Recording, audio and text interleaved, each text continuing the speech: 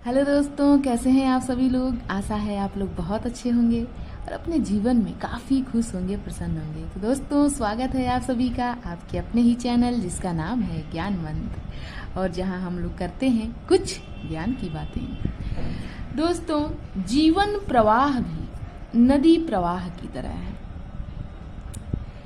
कितने उतार चढ़ाव आते हैं जीवन में, आशा निराशा के क्षण आते हैं और हम थक कर परेशान होकर जीवन से निराश हो जाते हैं।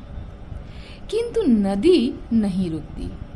वह उतार चढ़ाव, बांध या किसी बाधा की परवाह नहीं करती और उन्हें पूरी शक्ति से तोड़कर आगे बढ़ जाती है। तो हम क्यों नहीं ऐसा करते? इसलिए कि हम न तो अपनी शक्ति को जानते हैं और न शक्ति के भरपूर प्रयोग को। नदी की शक्ति है उसकी गति। मार्ग में आने वाली बाधाएं उसकी शक्ति को, गति को बढ़ा देती हैं। पर्वत पर उसे रोकने वाली चट्टानों को वह दहाड़ती, शोर मचाती, जल को उछालती कैसे चलती है, कभी देखा है?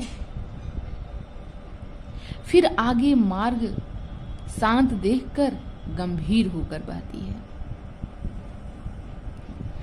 गंगा, यमुना, किसी नदी को देखिए कैसे वे बढ़ती हैं।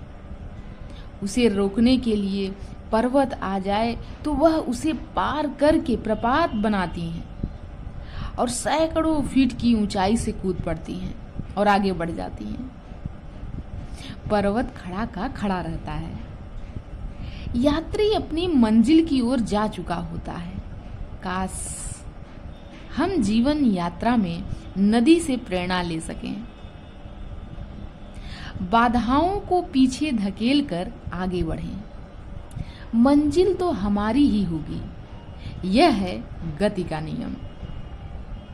जो गतिशील है वही जीवंत है और वही मंजिल तक पहुंचता है।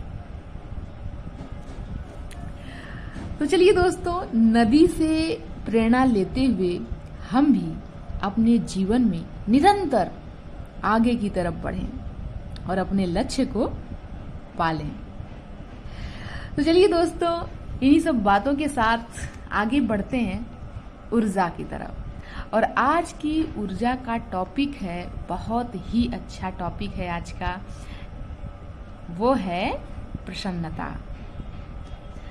प्रसन्नता, जैसा कि टॉपिक से ही हमें लग रहा है कि आज का टॉपिक हमें कहीं ना कहीं प्रसन्न ही कर देने वाला है। और क्या ऐसी बातें हैं आज के टॉपिक में जो प्रसन्नता से जुड़ी हुई हैं, तो काफ़ी उत्सुकता है पढ़ने की और इन बातों को जानने समझने की। चलिए स्टार्ट करते हैं। प्रायः हम सभी का जीवन सुख दुख से गुजरता है। यह प्रक्रिया सभी मानवों के जीवन में नियत है, इससे बचा नहीं जा सकता। तो जीवन में सुख और दुख का तो आना तय है, चाहे कुछ भी हो जाए, इससे कोई बच ही नहीं सकता।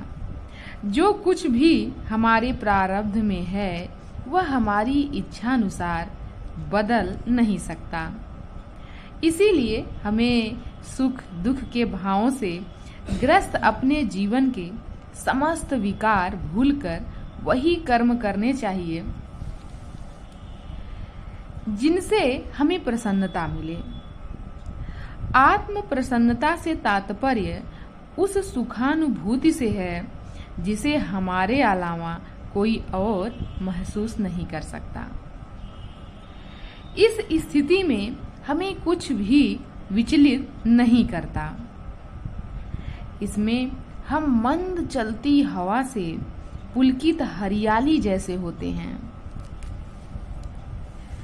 इस स्थिति में हमें अपने लिए किसी विचार, सुधार, पुरस्कार और चमत्कार की कामना नहीं होती। हमारा जीवन निर्भीक, निर्द्वंद हो और आनंद में व्यतीत होता है। और जो कुछ भी हमारे भौतिक जीवन में घटित होता है उसके लिए हमारी दृष्टि में केवल संवेदना ही होती है। मनुष्य का प्रथम कर्तव्य स्वयं को तन मन से स्वस्थ रखना होता है।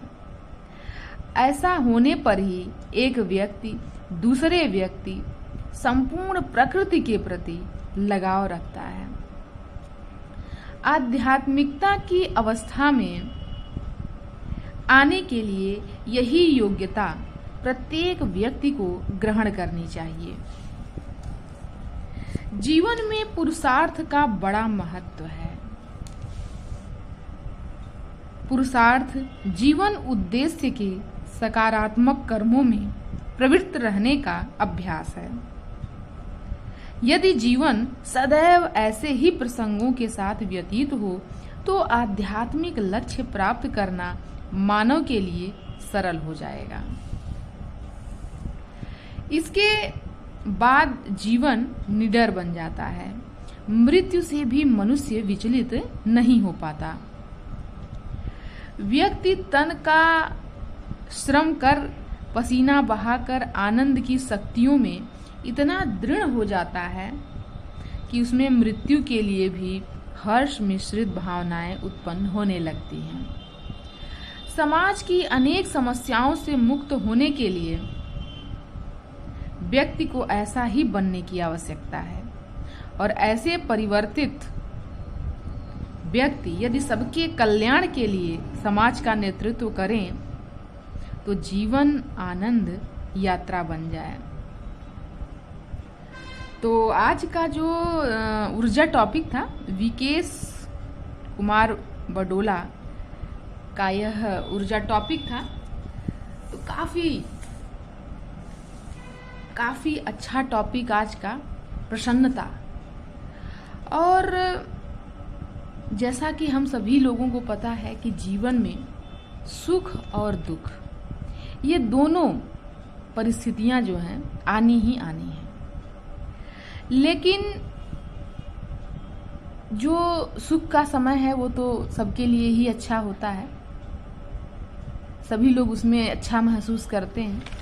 लेकिन यदि दुख का भी समय है, कोई ऐसी परिस्थिति जो आपके अनुकूल नहीं है, प्रतिकूल है, उसमें भी आपका जो नजरिया है, आपका जो दृष्टिकोण है, वह उस परिस्थिति को जरूर परिवर्तित कर सकता है। बड़ी से बड़ी समस्या, बड़ी से बड़ी परेशानी को यदि आप छोटा करके देखें और उस परिस्थिति में भी आप धैर्य से कार्य लें तो कभी आपको ये महसूस नहीं होगा कि जीवन में दुख आ जाएगा तो क्या होगा, परेशानी आ जाएगी तो क्या होगा। बिल्कुल हमें अपने जीवन में तैयार रहना चाहिए कि जीवन में जो भी परिस्थितियां आएंगी, जो भी समस्याएं आएंगी, वह छोटी ही होंगी, हमारे विचारों से छोटी होंगी और हम हर परिस्थिति में अपने मन, अपने मस्तिष्क को खुश रखेंगे। और तब चाहे कोई बड़ी से बड़ी परेशानी आ जाए आपके जीवन में तो आपको कभी भी परेशान नहीं करेगी। तो चलिए दोस्तों, इन्हीं सब बातों के साथ और आज की ऊर्जा के साथ आज की ऊर्जा को यहीं समाप्त करते हैं। मिलते हैं अगली ऊर्जा में। धन्यवाद।